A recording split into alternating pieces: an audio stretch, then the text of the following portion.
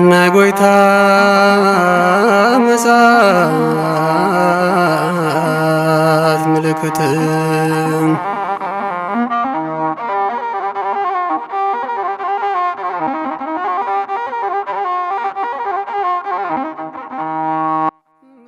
በስመ አብ ወወልድ ወመንፈስ ቅዱስ አሃዱ አምላክ። ቅዱስ እግዚአብሔር አምላክና በምሕረቱ ብረድኤቱ ብቸርነቱ በቅዱስ ፍቃዱ ናብዛ ዝተቀደሰት ዕለት ስለ ዘብጽሐና ክብርን ምስጋናን አምልኾን ውዳሴን ዕብየትን ግርማን ንዘለዓለም ንዑ ይኹን። ዘያነብብ ለይለቡ እቲ ዘንብብ የስተውዕል። ነዚ ቅዱስ ቃል ነዚ ኃይለ ቃል እዚ ዝተዛረበ ሎቱ ስብሃት ጎይታናን አምላኽናን መድኃኒናን ኢየሱስ ክርስቶስ ኮይኑ ስለ ነገረ ምጽአቱ ነቶም ኩሉ ሓዲጎም ዝስዕብዎ ዝነበሩ ቅዱሳን ሐዋርያት፣ ቅዱሳን አርድእት፣ ቅዱሳን አንስት ዝመሃሮ ቅዱስ ቃል እዩ። እቲ ዘንብብ የስተውዕል ብምባል ከዓ ነቲ ኩሉ ክፍጸም ዘለዎ ነገራት ኣብ ዝርእዩሉን ኣብ ዝሰምዑሉን ግዜ ብዘይ ምስትውዓል ከይከውን ይምህሮም ነበረ። ኣብ ቅድስቲ ቤተ ክርስቲያን በዛ ዕለት እዚኣ ዝንበብ ክፍለ ወንጌል ስለ ዝኾነ ከዓ ንዕለቱ አብሪሁ ዝገልጽን ዘረድእን ቅዱስ ቃል እዩ። እቲ ዘንብብ የስተውዕል። ከምቲ በብታራ ኣብ ናይ ዓብይ ጾም ዘለዉ ሳምንታት ክንሪኦ ዝጸናሕና ናይ ዓብይ ጾም ሓሙሸይቲ ሰሙን ደብረ ዘይት ተባሂላ እያ ትፍለጥ። ደብረ ዘይት ክንብል ከለና እንታይ ማለት እዩ ዝብል ሓሳብ ክመጸናን ክምለስን ግድን ስለ ዝኾነ ኣብዚ ቦታ እዚ ዝበቁሉ ኣእዋም ዘይቲ ዘውፅኡ ብምዃኖም ናይ ዘይቲ ቦታ፣ ናይ ዘይቲ ስፍራ፣ ናይ ዘይቲ እምባ ወይ ገቦ ማለት እዩ። ደብር ዝብል ንቦታ ዘመልክት ክኸውን ከሎ ዘይት ዝብል ድማ ነቲ ኣብቲ ቦታ ዝርከብ ዘይቲ ዘውፅእ ኣእዋም ዘመልክት እዩ። ንኽልቲኡ ቃላት ደሚርካ ብምሓዝ ከዓ ደብረ ዘይት ብምባል ይፍለጥ። ደብረ ዘይት ዝቕመጠሉ ወይ ከዓ ንኣቀማምጡ ዝምልከት ካብ ኢየሩሳሌም ብምብራቕ ዝርከብ ኮይኑ ኣብ ጥቓ ቤተ ፋጌን ቢታንያን ዘሎ ቦታ እዩ።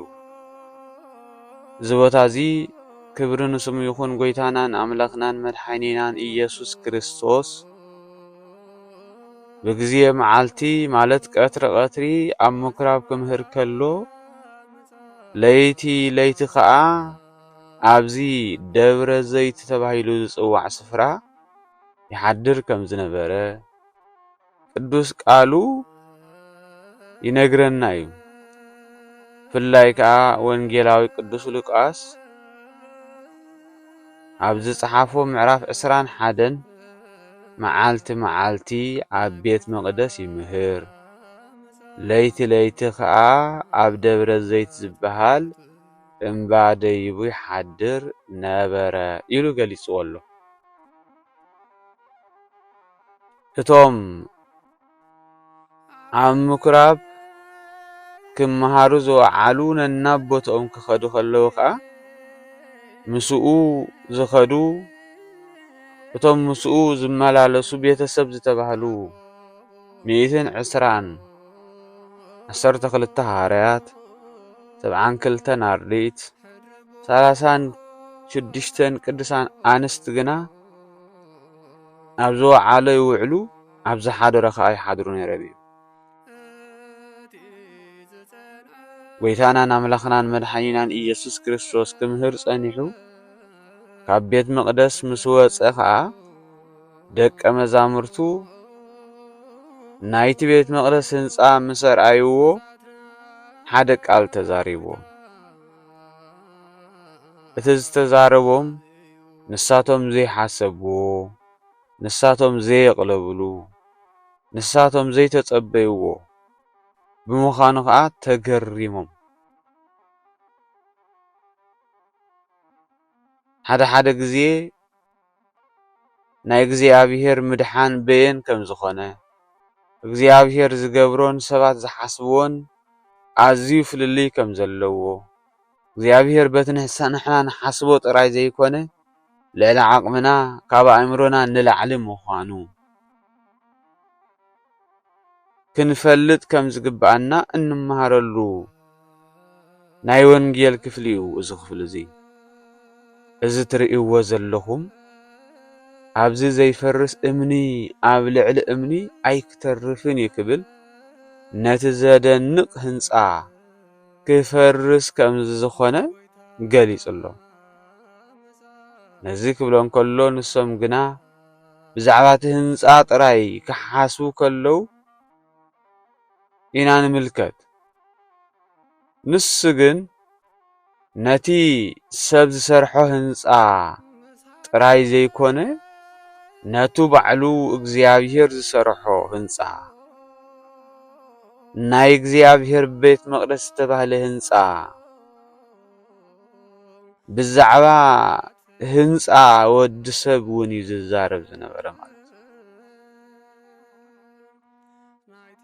ቅዱሳን ሐዋርያት ብቁም ክርድእዎ ከለዉ ንሱ ግን ብምሳሌ እዩ ዝዛረቦም ዝነበረ ናይ ወዲ ሰብ ህይወት ምማት ምብስባስ ከም ዘለዎ ድሓር ድማ ትንሳኤ ከም ዘለዎ ትንሳኤ ዘጉባኤ ከም ዘሎ ንሱ መጺኡ ክፈርድ ከም ዝኾነ ንሱ መጺኡ ንጻድቃን ብየማኑ ንሓጥኣን ብጸጋሙ ክቅውም ከም ዝኾነ ዘመልክት ምዃኑ ንሕና ኣብዚ ዓለም እዚ እንሕዞ እንጭብጦ እንፈልጦ ጥበብ ኣለና እንብሎ መወዳእታ ከም ዘለዎ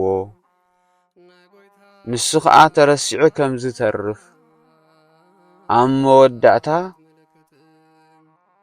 ንሱ ኣብ ዝመጸሉ ግዜ ተንስእ መዋቲ ኣብ ዝተባህለሉ ግዜ ኣብ ቅድሚኡ ክንቀውን ከም ዝኾንና ዘመልክት ቃል እዩ።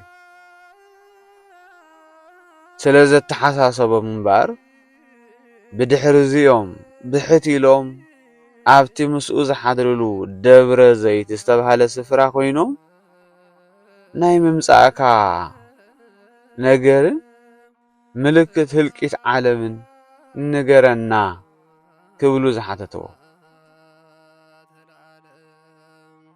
ነዚ ዝኸውን ነገር ቅድሚ ምንጋሩ ፈሪሖም ከይምለሱ ተጋግዮም ካብቲ ዘለዎ ቁኑዕ መንገዲ እምነት ከየልግሱ ብምስትውዓል ምእንቲ ክሰምዑ ምእንቲ ክኽተልዎ ውቁ ኢያስሕትኩም ከየስሕትኩም ተጠንቀቁ ብምባል ከዓ ከጠንቅቖም ከሎ ኢና እንርኢ።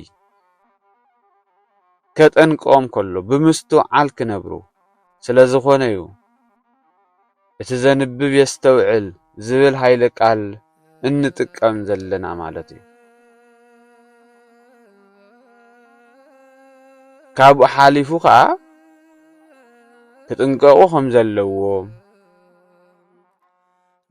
ከስተውዕሉ ከም ዘለዎም ምስ ነገሮም እቲ ዝኸውን ነገር ክነግሮም ከሎ ወይ ከዓ እቲ ዝነኸውን ነገር ክነግሮም እዩ ዝጅምር ማለት እዩ።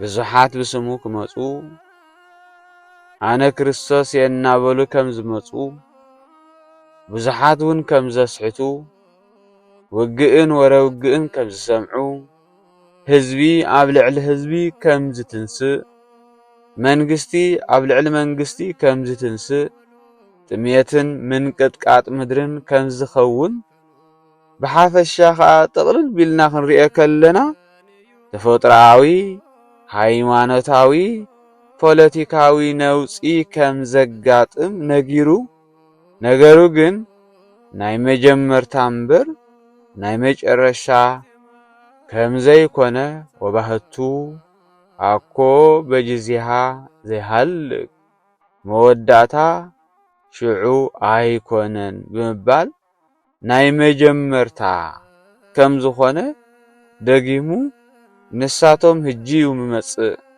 ግዜ ኣኺሉ እዩ ምባል ፈሪሖም ከይምለሱ ርዒዶም ንድሕሪት ከይብሉ ክነግሮም ከሎ ንርኢ ማለት እዩ። ምስትውዓል ዝጎደሎ ኣተሓሳስባ ምስትውዓል ዝጎደሎ ኣካይዳ ምስትውዓል ዝጎደሎ ኣነባብራ ምስትውዓል ዝጎደሎ ኣዘራርባ ውድቀትን ስዕረትን ኩነኔን ሞትን ስለ ዘምጽእ ነቲ ዝነገሮም ቃል እውን ነቲ ዝነግሮም ዘሎ ኩነታት ከይተሸበሩ ክከታተልዎ እዩ ዝነግሮም ዘሎ። እቲ ብዘይ ምስትውዓል ዝኸይድ ዕላማ ዘይብሉ ንግዚኡ ጥራይ ዝሓስብን ዝነብርን ብምዃኑ ነቲ ክረኽቦ ዝኽእል ዝነበረ በረኸት ነቲ ክረኽቦ ዝኽእል ነበረ ድሕነት ሰላም ነቲ ክረኽቦ ዝኽእል ነበረ ኣዝዩ ዝጸበቐ ነገር ስኢኑ ብዘይ ምስትውዓሉ ከዓ ኣብቲ ምስኣተወ ክወጾ ዘይክእል ዓሚቕ መፈንጠራ ወዲቑ እዩ ዝተርፍ። እግዚኣብሔር ኣምላኽካ ከምዚ ይሰውረና። ብዘይ ምስትውዓሎም ድምፂ ናይታ ክሰምዕዋ ትግባእ ቤተ ክርስቲያንን መምህራናን ገዲፎም ተኣምር ንገብር ኢና ምስ ዝብሉን ምስ ዝብላን ዝኸዱ ብዘይ ምስትውዓሎም ከምቲ ብኽርኑ ሸይጡ ብመግቢ ተታሊሉ ዝወደቐ ኤሳው ብግዚያዊ ጥቕሚ ሃይማኖቶን ገዲፎም ኣብ ኣዳራሻት ዝሓድሩ ኣዳራሻት ዝመረፁ ብዘይ ምስትውዓሎም ጥበብ ናይ ዓለም እዚኣ ስሒብዎም ንመጽሓፍ ቅዱስ ብገዛእ ርእሶም ዝትርጉሙ ኣዝዮም ብዙሓት እዮም። ብዘይ ምስትውዓሎም ኣብ ድንቁርና ዘለዉ ብዘይ ምስትውዓሎም ኣብ ዕሽነት እዚ ዓለም እዚኣ ተሰዊሮም ዘለዉ ብዘይ ምስትውዓሎም ካብ ቅዱስ ቃል እግዚኣብሔር ኣምላኽ ዝረሓቑ ብዘይ ምስትውዓሎም ኣብ ባእስን ዕግርግርን ዝነብሩ ዘለዉ ብዘይ ምስትውዓሎም ኣብ ምፍልላይ ዝነብሩ ብዘይ ምስትውዓሎም ኣብቲ ቅዱስ ቃል ኢመንፈሳዊ ዘይመንፈሳዊ ቃል ምስኡ ዘይሰማማዕ ቃል ኣእትዮም ንቃል እግዚኣብሔር ዝጠዋዊዩ ብዘይ ምስትውዓሎም ኣብ ቤት እግዚኣብሔር ንዘለዉ ዘሳጉጉ ብዘይ ምስትውዓሎም ንብዙሓት ምኽንያት ውድቀት ዝኾኑ ከዓ ኣዝዮም ብዙሓት እዮም። እቲ ዘንብብ የስተውዕል ዝብል ሃይለ ቃል እምበኣር ንሕና ከነስተውዕለሉ እዩ ዘለና። ካብቲ መጀመርታ ክሳብ መወዳእታ ንዘሎ ዘመልክት ምዃኑ እውን ክርዳእ ይገባአና። ካብ መጀመርታ መዓስ ካብ መጀመርታ ህይወትና ካብ መጀመርታ መንፈሳዊ ጉዕዞና ካብ መጀመርታ እንኸዶ እንጓዓዞ ስፍራ ክሳብ እቲ ናይ መወዳእታ እንኸዶ ምኽንያቱ ኣብ ሓደ ቦታ ምስ በጻሕና ሕጅስ በጽሐ የልና ምስትውዓል ዝጎደሎ ኣካይዳ ምስ እንኸይድ ውድቀት ከም ዘምጻልና ርዱእ ነገር እዩ ማለት እዩ። ስለዚ ጎይታ ዋላ እኳ ኣስተውዕሉ ዝብል ቃል ይጠቀም ሕልፍ ሕልፍ ኢሉ ኣዝዮም ምስትውዓል ዘድልዮም ቃላት ዝነግሮም ዝነበረ ማለት እዩ። ኣይትፍርሑ ኣይትሰንብዱ ተጠንቀቁ ዝብሉ እዚኣቶም ናይ ደወል ምልክት እዮም። ንኸይንወድቕ ንኸይንምለስ ንኸይንፈርሕ ንኸነስተውዕል ዝሕግዙና ቃላት እዮም ማለት እዩ። ነቲ ቐፂሉ ዝነግሮም ማለት ንመከራ ኣሕሊፎም ከም ዝህብዎም ስለ ስሙ ብኩሉ ጽልኣት ከም ዝኾኑ ብዙሓት ሓሰውቲ ነቢያት ከም ዝትንስኡ ፍቕሪ ብዙሓት እውን ክትዝሕትል ከም ዝኾነት ድሕሪ ምንጋሩ ወዛዝለፈ ትዕግስቶ ውእቱ ይድህን እቲ ክሳብ መወዳእታ ዝዕገስ ግና ንሱ ክድሕን እዩ ኢልዎም ማለት እዩ።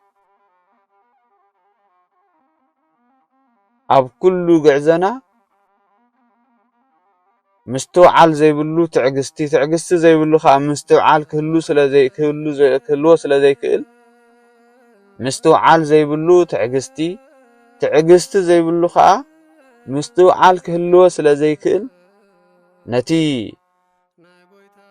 ቅዱስ ቃል ምስኡ ብዝሰማማዕ ስነ ሓሳብን ተግባርን ሒዝና ክንነብር እዩ ዝነገረና ማለት እዩ። ብድሕረዚ እቲ ዝፍጸም ነገራት እቲ ዘስካሕክሕ መከራ እውን ይቕጽል እዩ ማለት እዩ። እንታይ ዝብል ካብቲ ቅዱስ ቃል እንድሕሪ ኣንቢብናዮ ብዛዕባ እቲ ዘስካሕክሕ መከራ እቲ ብነቢይ ዳንኤል ዝተነግረ ናይ ጥፍኣት ርክሰት ኣብታ ቅድስቲ ስፍራ ቆይሙ ምስ ረኣኽሞ እቲ ዘንብብ የስተውዕል ኢሉ ኣሎ። እቶም ኣብ ይሁዳ ዘለዉ ናብ እምባታት ይህደሙ፣ እቲ ኣብ ዝባን ናሕሲ ዝጸንሐ ከዓ ኣብ ቤት ዘሎ ንኽወስድ ኣይውረድ፣ እቲ ኣብ ግራት ዝጸንሐ ድማ ክዳኑ ክወስድ ኢሉ ንድሕሪት ኣይመለስ። በተን መዓልታት እቲኣተን ንጥኑሳት ንመጥበውቲ ንህፃናት ወይልአን ህድማኹም ብኽረምቲ ወይ ከዓ ብዕለተ ሰንበት ምእንቲ ከይከውን ጸልዩ ብምባል እዩ ዝነግሮም ማለት እዩ። ጎይታናን ኣምላኽናን መድሓኒናን ኢየሱስ ክርስቶስ እዚ ኩሉ ዝበለ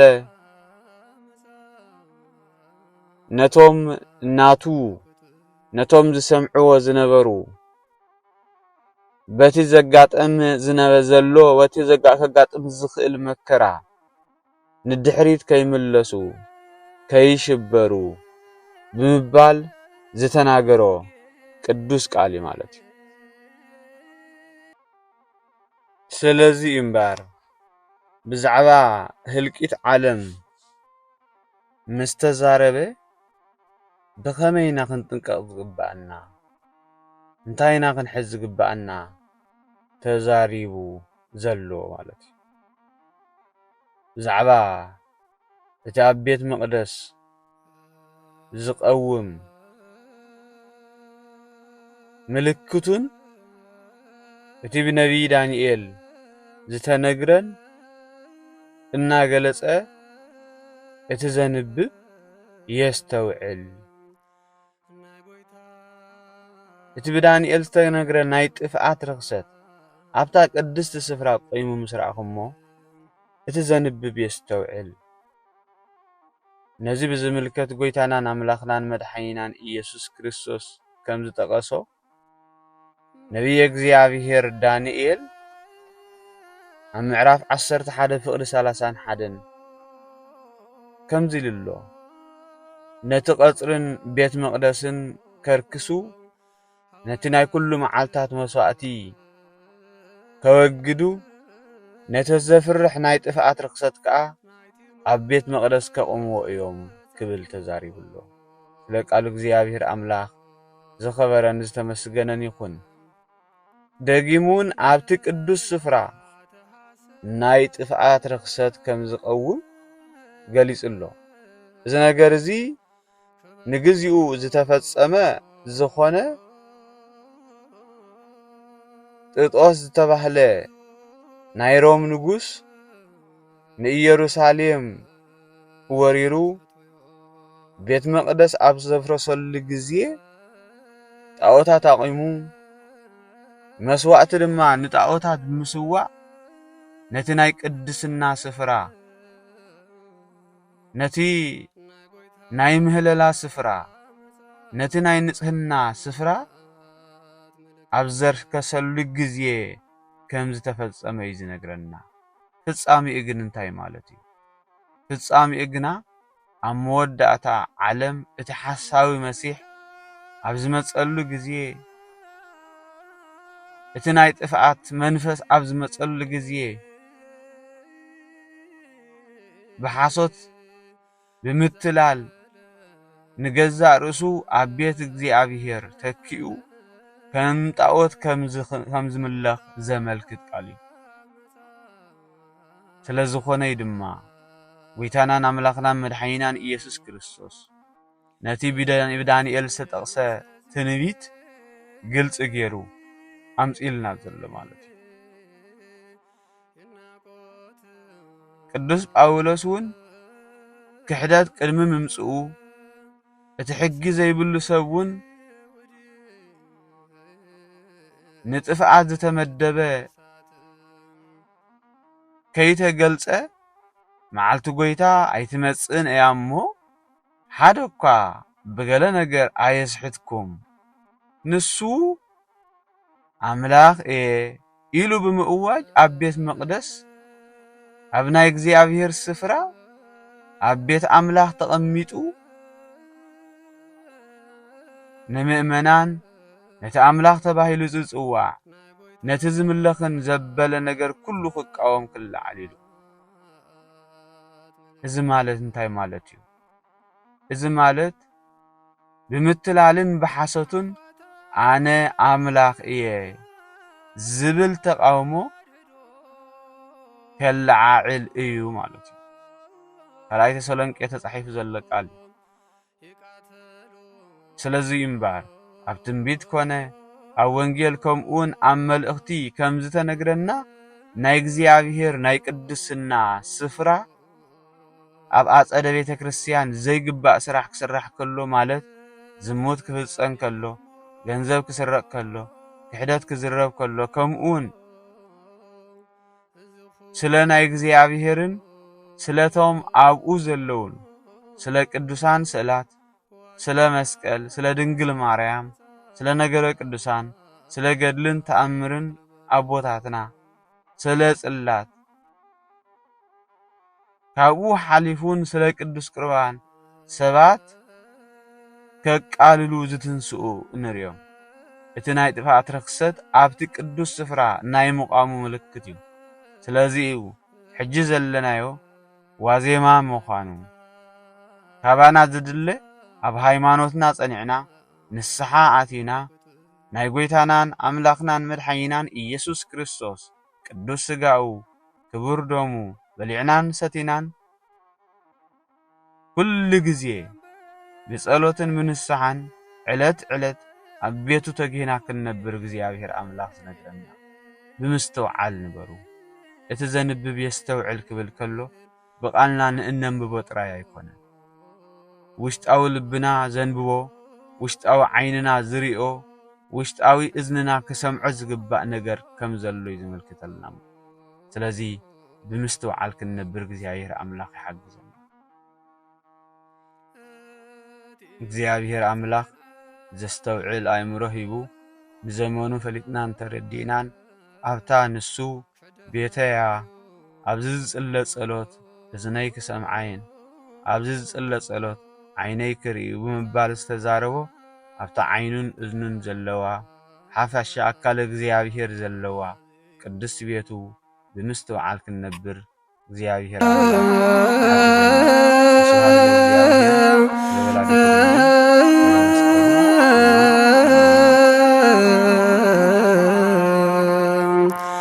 ናጎይታ መጻት ምልክት